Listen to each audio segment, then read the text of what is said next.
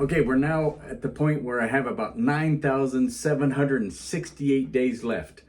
Now, that means I've got 232 days completed, so that means I should be at about 232 hours of piano practice. I'm probably about that, maybe a little less, maybe a little more. I think I'm sitting close to 232. Now, I already hit that point of monotony where I'm doing the same thing over and over again. It got kind of boring. I'm basing this off of 10,000 days, but I also base this off of the Bible and Scripture. In Job chapter 8, verse 9, it says, "For we are but yesterday, and know nothing, for our days on earth are a shadow." So life goes by quickly, and every day gives us the opportunity to get a little closer to some goal. And I believe God wants us to use those hours to the fullest. I base this once again on 10,000 hours. It comes from The Outliers, The Story of Success by Malcolm Gladwell. And that discusses the 10,000 hour rule, which suggests that it takes about 10,000 hours of deliberate practice. That's the key thing, deliberate practice to achieve mastery in a field. One of the quotes from the book that encapsulates this is, "In fact, researchers have settled on what we believe is a magic number for true expertise, 10,000 hours. Now, that concept is not based specifically on Malcolm Gladwell, but from a psychologist by the name of K. Anders Ericsson. To both of them, Gladwell and Ericsson, the key to it falls down to the quality of practice, deliberate practice or purposeful practice. And it can't just be random practice. We got to put the effort in on specific things, and that can be hard to do. We need to find the specifics of what we want to pursue. I'd encourage you to read those books, research from Ericsson, or the actual book by Malcolm Gladwell. Now, other things that people have talked about is also to become an expert in something. There's 100 hours per year, which is about 17 minutes per day. So you have 100 hours, 365 days, that's about 2.27 hours per day, which ends up to be about 16.43 minutes a day. So that's how much time that you need to put in. Now, I'm going with the 10,000 hours to be able to achieve some type of mastery. And once again, an hour a day for the rest of my life. It's going to take a while. I've got a number of years. But you could also do 100 hours per year, and that would make you better than about 95% of people practicing that. If you're putting in, even 17 minutes a day with 1,000 or 100 hours per year. Now, I'm also working on losing weight and shaping up my body. Now those are two big things, piano and getting into some semblance of shape. Now, that's a lot of unnecessary pressure, and it doesn't matter what the world thinks of me, and that's what you should always remember. It doesn't matter what the world thinks of you. If I can just help one person by doing this and putting it on video to get over that hump and moving forward, then, kind of looking goofy on this, and you can hear, the failures that I have as we go along. I'm hoping it'll help somebody else at least challenge themselves and see where they can go from here.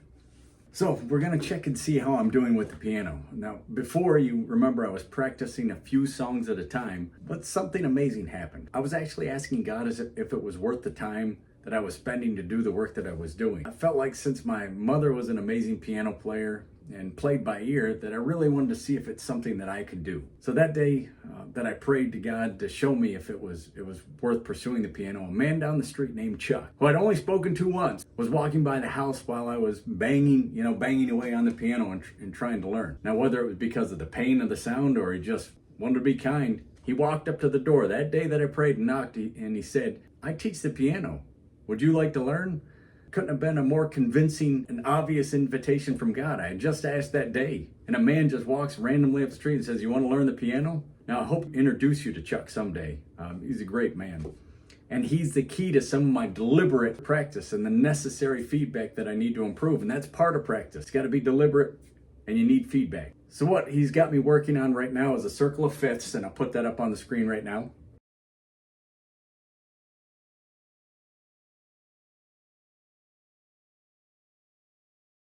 There you go. And I name the chords as I go through the scales, and that builds up both the left and right sides of my brain. I get the physical dexterity that I need by actually playing the chords, but I get the association my brain needs by actually saying the chord names out loud. And it appears to be working, and I'll show you what I mean. So I'm gonna just do it with, let's just do it with D. D, E, F sharp, G, A, B, C sharp, D.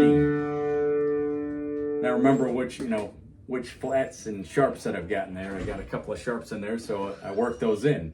But as I'm going through, I name each one of the chords. So as I'm playing, I go D. And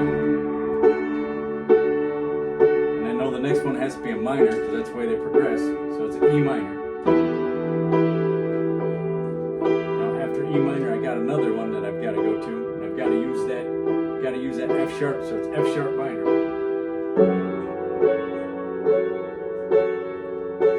Now I go to G. It's the major chord G.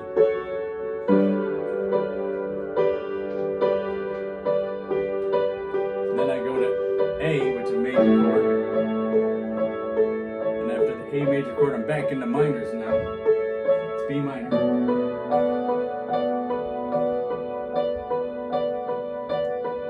And then C minor, C sharp minor. Well, it's C sharp minor diminished, or I think it's called C sharp diminished. And then I'm D. So I name each one of them as I go. Then I go backwards to keep the association going. So start with D.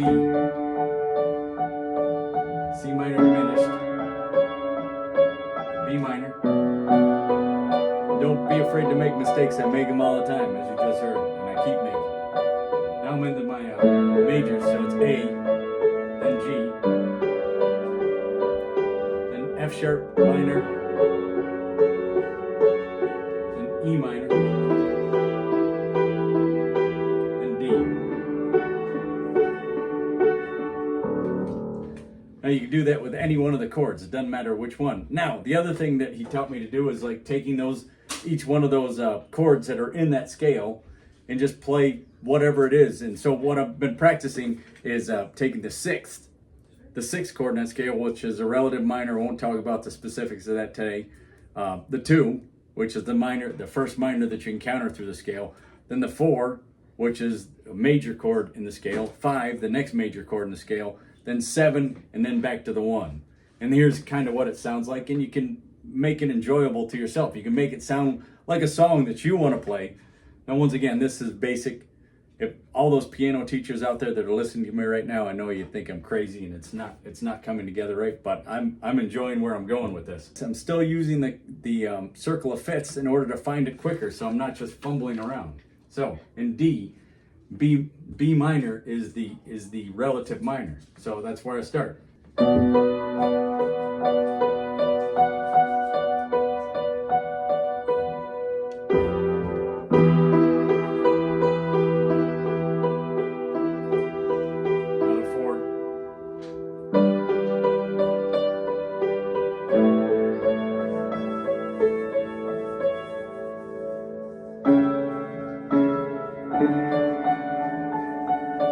Actually name the chords as we go through this time. So we start with the B minor, which is the 6th chord, then we go to the 2,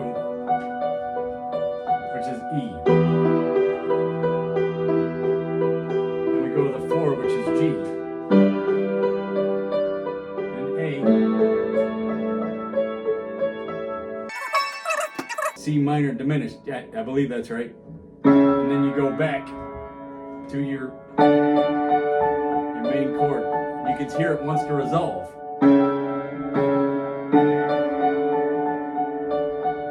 So you can see, you can learn a lot just by going through and taking your time. This is what I've been able to build up, and I can do it in scales.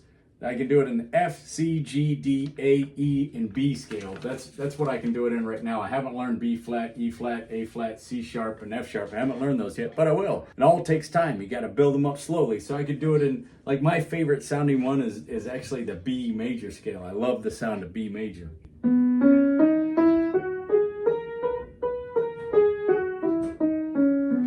Now you take B, and G sharp is our relative minor. So that's where we start with this one, G sharp.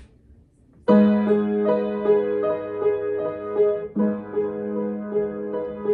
sharp minor.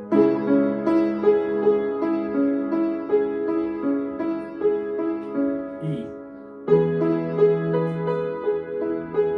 F major. F sharp major. F sharp major. Oops, wrong. Then A sharp diminished, and back to B.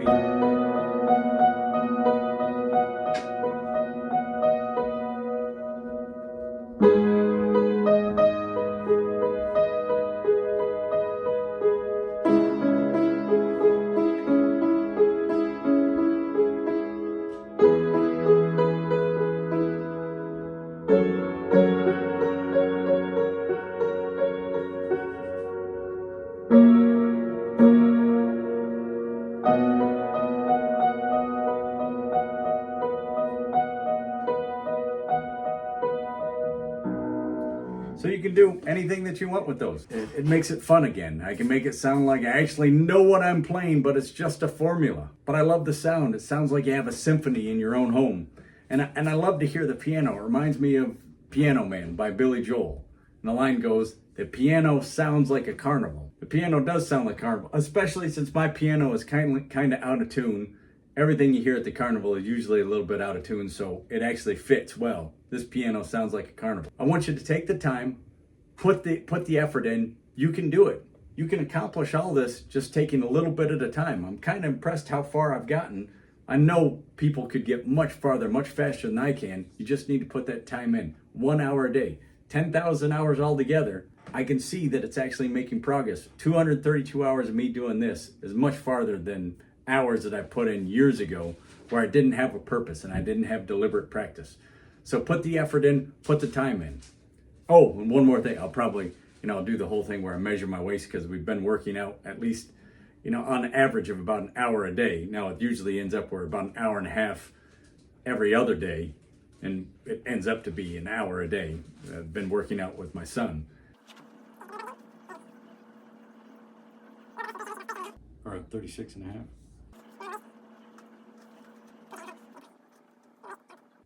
A little less than 36. So this has shrunk a good bit. This part has stayed about the same.